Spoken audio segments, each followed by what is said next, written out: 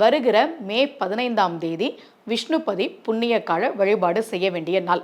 முதல்லாம் இந்த வீடியோ பார்க்குறவங்களுக்கு விஷ்ணுபதி புண்ணிய காலம்னா என்ன அப்படின்றத நான் சொல்கிறேன்.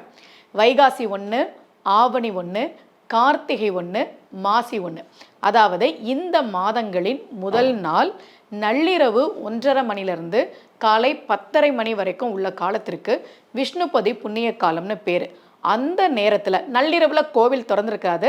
காலையில் ஒரு 7 மணிக்கு பிறகு நீங்கள் பெருமாள் கோவிலுக்கு போய் 27 சுற்றுகள் சுற்றி வழிபாடு செய்கிற போது உங்களுடைய வேண்டுதல் நிறைவேறும் என்பது நம்பிக்கை. இதான் விஷ்ணுபதி புண்ணிய கால வழிபாடு. ஒரு வருஷத்துக்கு 4 விஷ்ணுபதி புண்ணிய காலம் வரும்.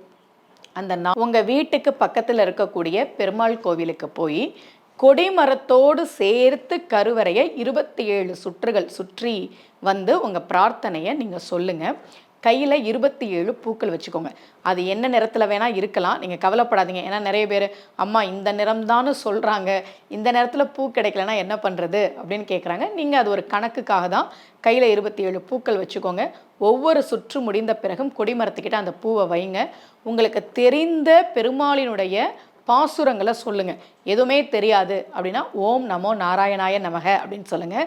உங்களுடைய வேண்டுதலை சொல்லி மனம் உருகி விஷ்ணுபதி புண்ணிய காலத்தில் பெருமாள் கோவிலுக்கு போய் நீங்கள் வழிபாடு செய்கிற போது நிச்சயமாக உங்கள் வாழ்க்கையில் நீங்கள் ஒரு மிகப்பெரிய முன்னேற்றத்தை பார்ப்பீங்க.